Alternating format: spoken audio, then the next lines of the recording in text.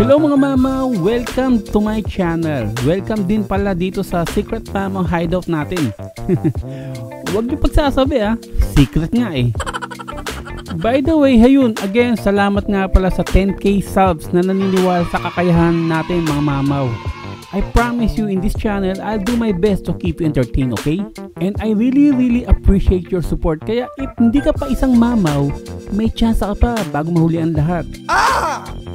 Ayun guys, salamat din sa mga nag-send ng tanong. Ang dami, pero sasagutin natin yan. Kahit pa isa-isa, okay lang ba yun? Okay, for every video ng Q&A, sasagot ako ng 6 na questions. 2 sa animation and YouTube topic, 2 naman sa personal ko, at 2 sa very intriguing question na mapipili ko. Okay mga mamaw, game na! Unang question natin, galing sa random people. Ito yung pinakamadaming nagtanong ng question na to. Paano ka nagsimulang mag-animate at sino ang nag-inspire sa'yo? Nagsimula? I was in college that time. 3rd year college ako noon, taking up architecture. A bunch of British animators went to FEU para mag-held ng audition for a new animators. Kasi ang FEU was known for fine art student. Magagaling talaga sila. Pero architecture ako noon. Meron lang akong mga friends sa fine arts. Ayun, siguro nasa 300 yung nag-audition and I was the only one they hired. Malaking sweldo kaya nasilo ako. So I worked in animation for 3 years. Ako ang pinakabata doon. The company was called Moving Images and Phil Cartoons. Mga sample na ginawa naming cartoons noon is Legend of Treasure Islands, Dreamstone, and other Disney TV series.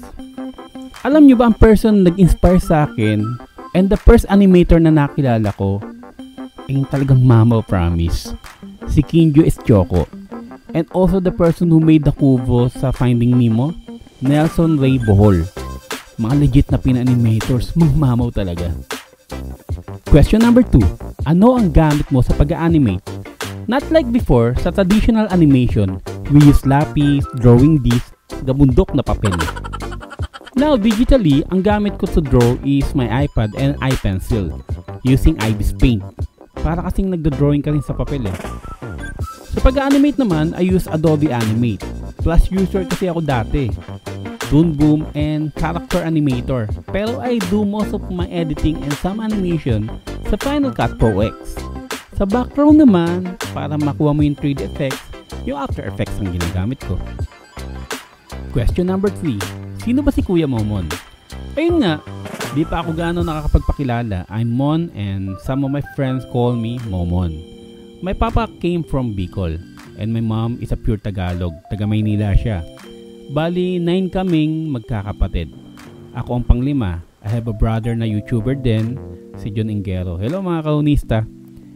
Super fanatic ako sa mga superhero comics since high school pa lang. Which I have a collection of it. Meron din akong collection ng action figures. And super fan talaga ako ni Superman, promise. It started when I first saw the first movie ni Superman.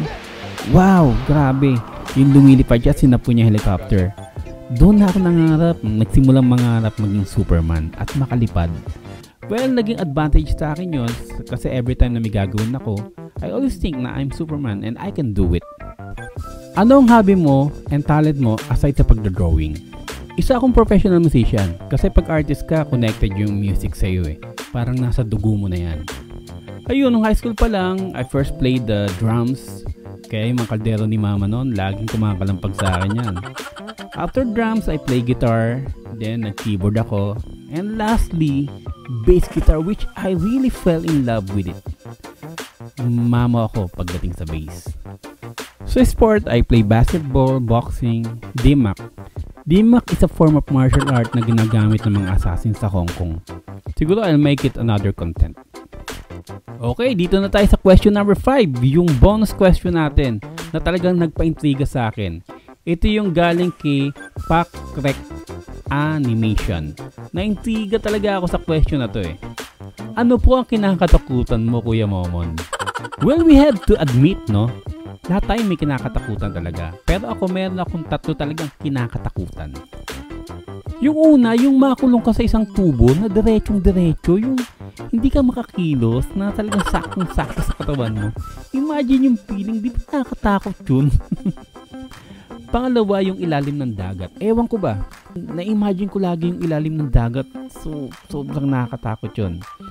Pangatlo, ipis. So, for our final question number 6, bakit Mamaw? Well, una kasi ang name ko is Mon.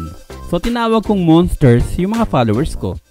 Dahil nga sa pandemic at bawal lumabas, naisip ko mag-sketch uli kaya lang digitally. So, ginamit ko yung iPad ko and iPencil at nag-sketch ako. After that, I posted it in a group na tinatawag na GAP, Graphic Artists of the Philippines. So, maraming humanga sa akin doon, napabilib sa sketch ko. And after that, they keep on calling me na Mamaw and Halimaw. Halimaw daw kung mag-drawing. So, naisip ko yung Halimaw is the Tagalog ng monster. So, doon ko naisip na instead of monster, para maging mas Pinoy, tinawag ko ng Mamaw yung mga followers ko. Ayun mga Mamaw, thank you for staying until the end of this video. And I really appreciate your support talaga. Promise, sa susunod na mga Q&A natin, sasagutin ko yung ibang questions na hindi ko nasagot today, okay? Ayun, before we end, samahan nyo muna akong puntahan natin saglit yung Mama Wall para makita nyo yung mga fan arts na ginawa nyo sa akin. Salamat doon sa mga fan arts nyo. Talagang tuwan-tuwa ako doon. Okay mga Mama, goodbye for now. Keep safe.